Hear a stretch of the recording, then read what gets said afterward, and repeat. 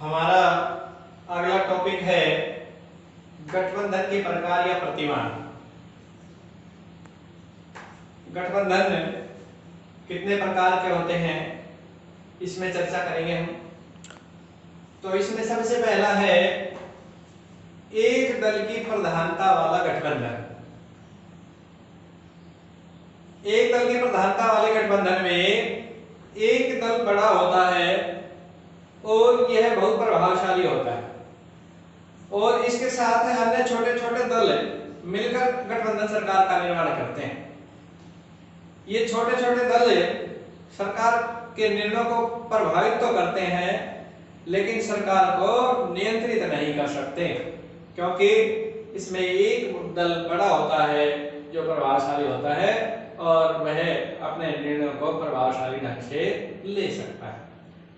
इस प्रकार का गठबंधन जो वर्तमान हमारी सरकार है 2019 में जो लोकसभा चुनाव हुए और राष्ट्रीय जनतांत्रिक गठबंधन के नेतृत्व में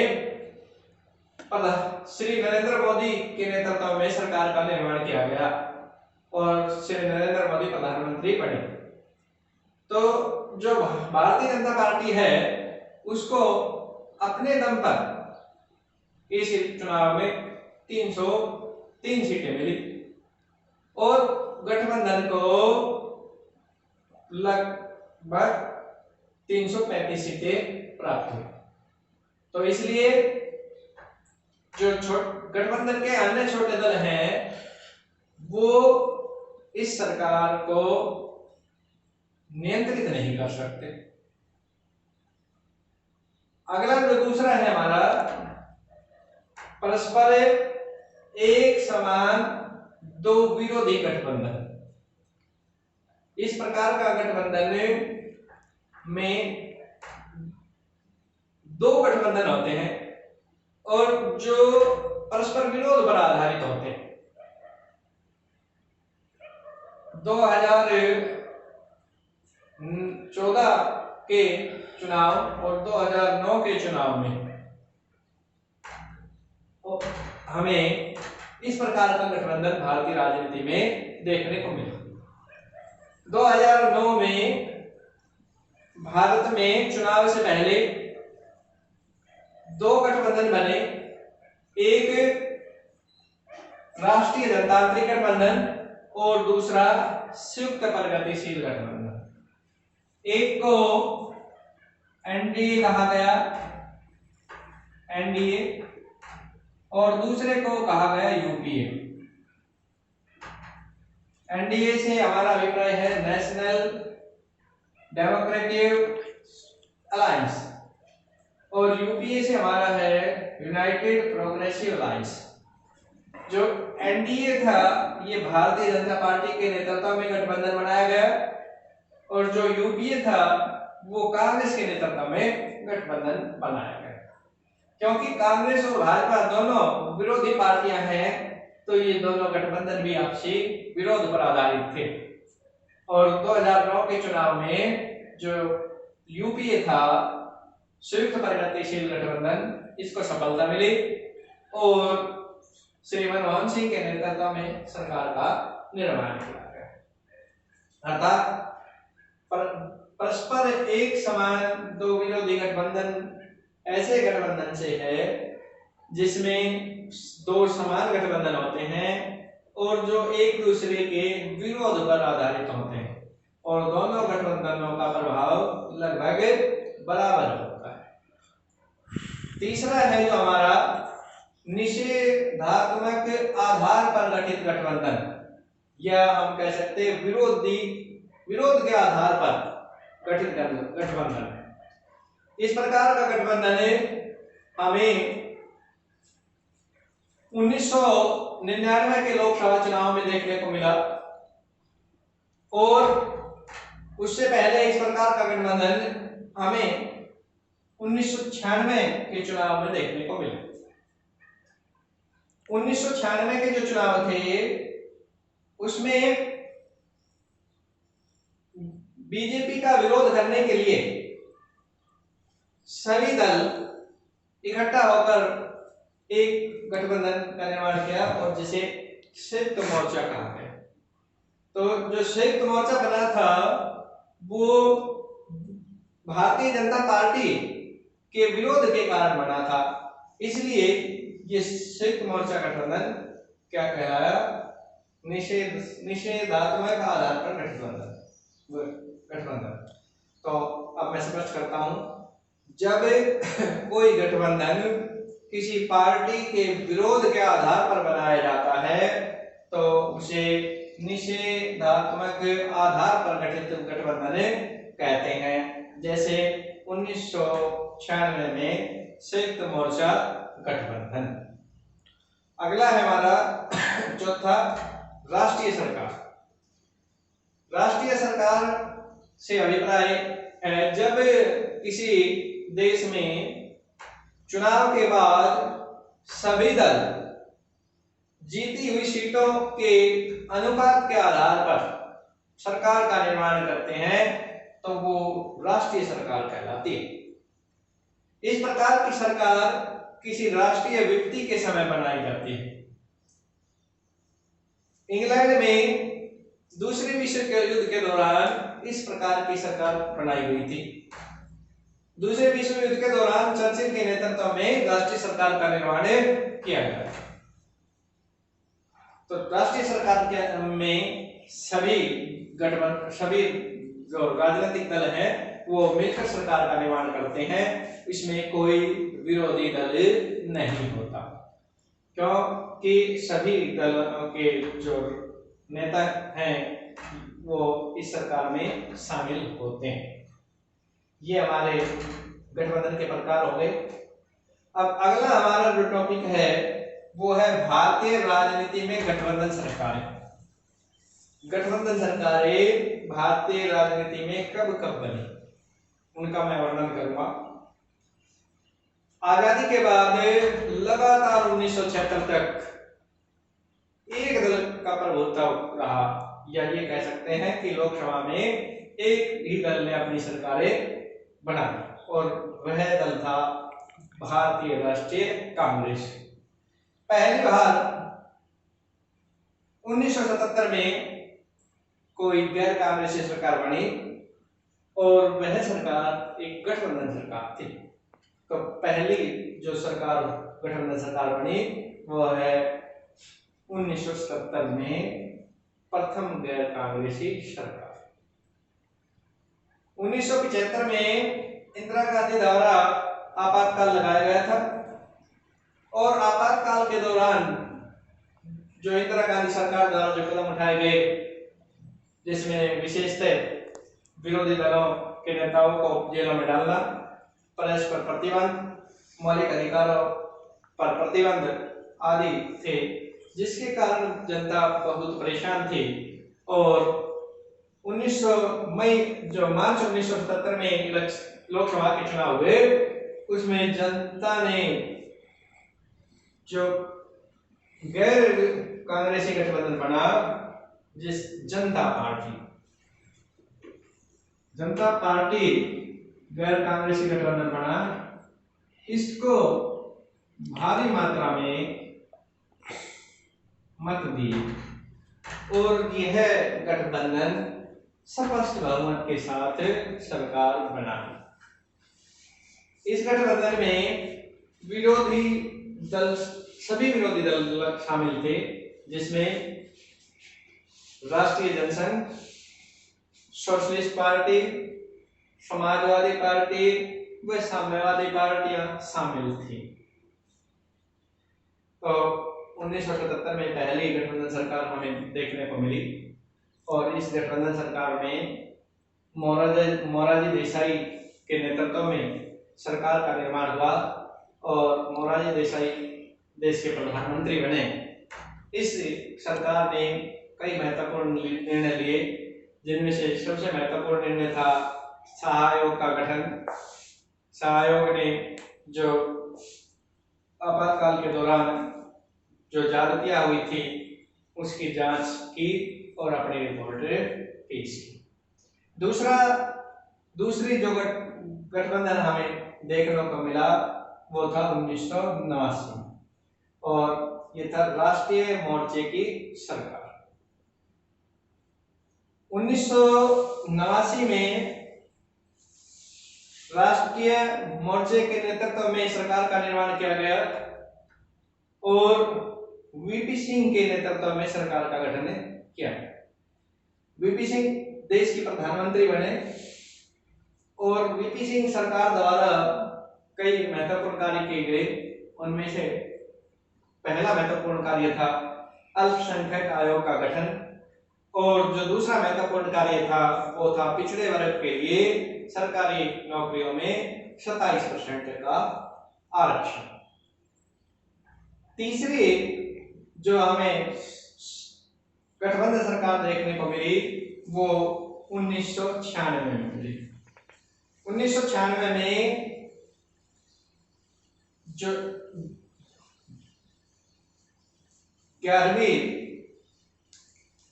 लोकसभा के चुनाव हुए उसमें भारतीय जनता पार्टी सबसे बड़ी पार्टी के रूप में उभरी। भारतीय जनता पार्टी और श्री अटल बिहारी वाजपेयी के नेतृत्व में इस सब पार्टी ने सरकार बनाई। क्योंकि सबसे बड़ी पार्टी भारतीय जनता पार्टी थी इसलिए राष्ट्रपति ने भारतीय जनता पार्टी के दल के नेता श्री अटल बिहारी वाजपेयी को सरकार बनाने के लिए आमंत्रित किया और इसने विभिन्न छोटे छोटे दलों के सहयोग से सरकार बनाने का कार्य किया। लेकिन यह सरकार 13 दिन के बाद ही गिर गई और उसके बाद राष्ट्रपति ने कांग्रेसी नेता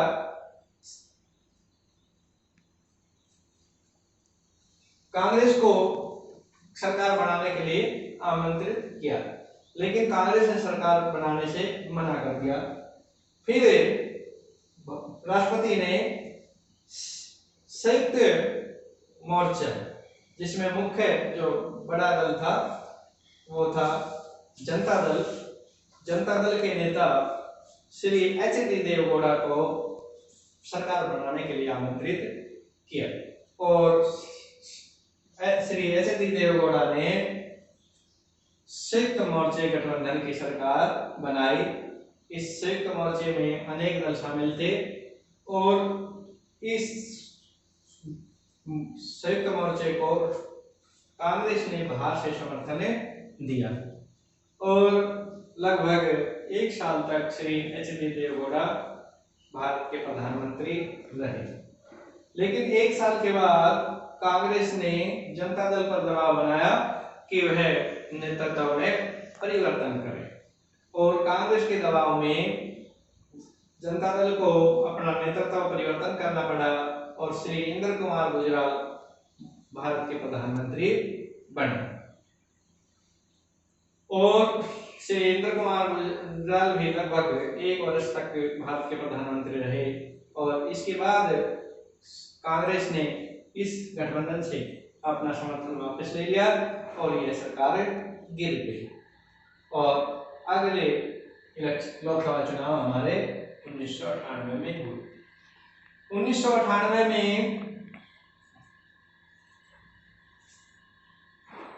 राष्ट्रीय जनतांत्रिक गठबंधन एनडीए के नेतृत्व में सरकार का निर्माण किया गया। इस चुनाव में भी भारतीय जनता पार्टी सबसे बड़े दल के रूप में उभरी और श्री अटल बिहारी वाजपेयी को सरकार बनाने के लिए आमंत्रित किया गया और श्री अटल बिहारी वाजपेयी ने सरकार का निर्माण किया विभिन्न दलों के सहयोग से।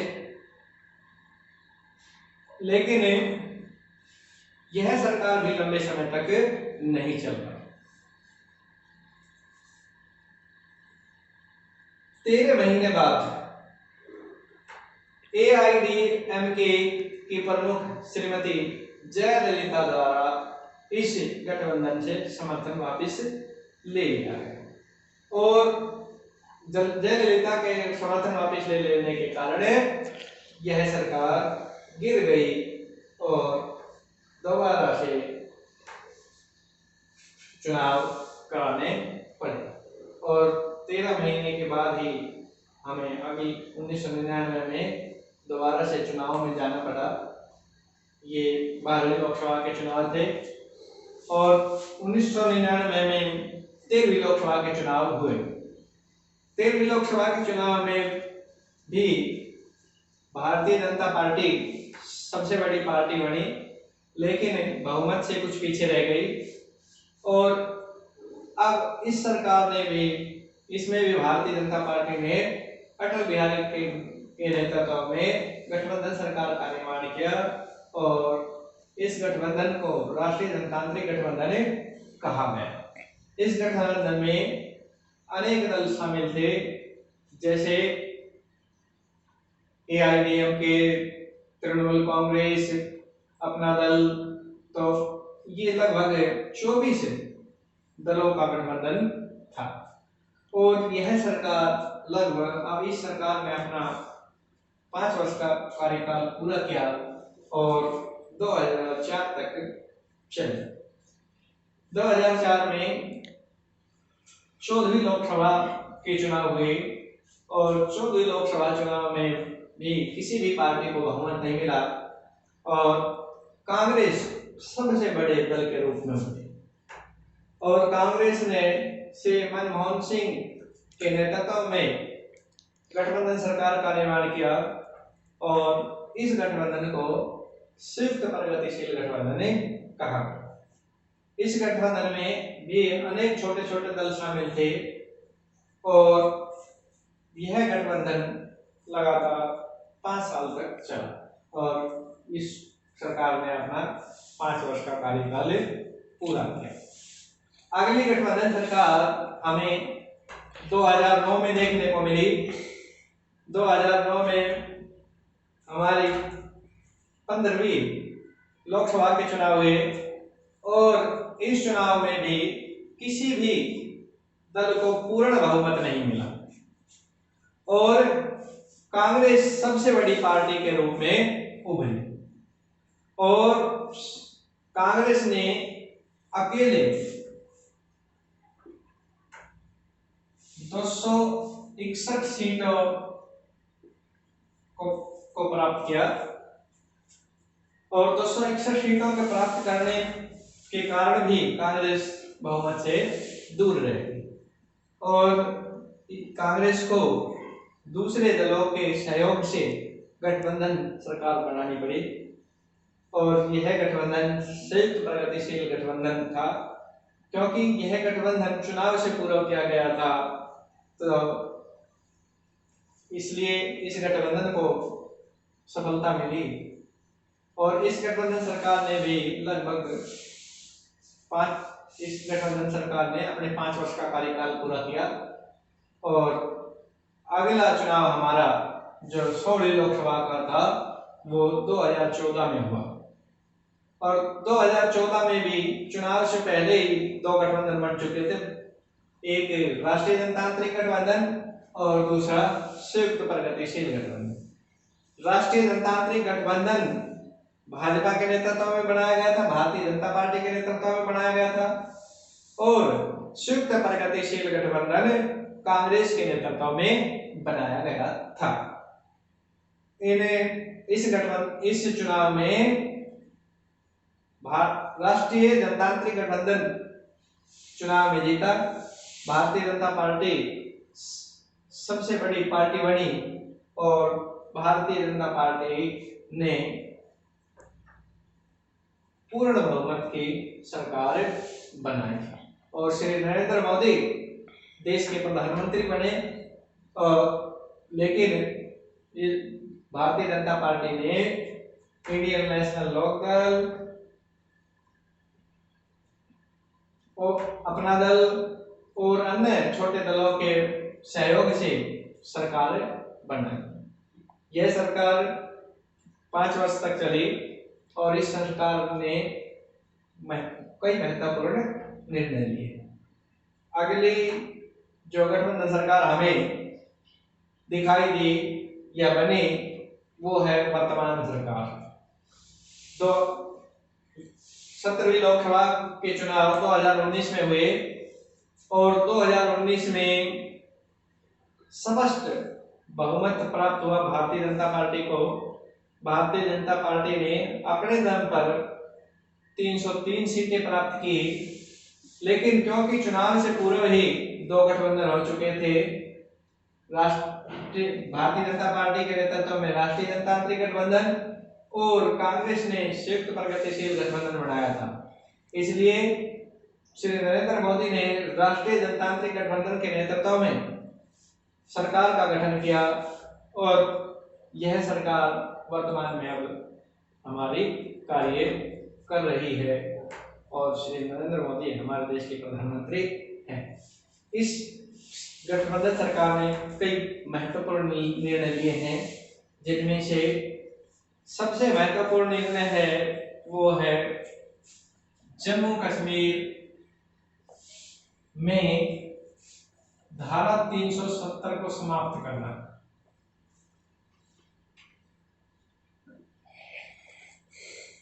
धारा 370 समाप्त करना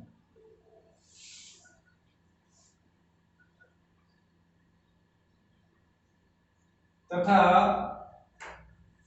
आतंकवाद के खिलाफ पाकिस्तान पर एयर स्ट्राइक करना। ये दो महत्वपूर्ण निर्णय इस सरकार के बहुत ही सराहनीय रही है। तो ये हमारा जो दूसरा टॉपिक है वो भारतीय राजनीति में गठबंधन सरकारें पूर्ण होती है।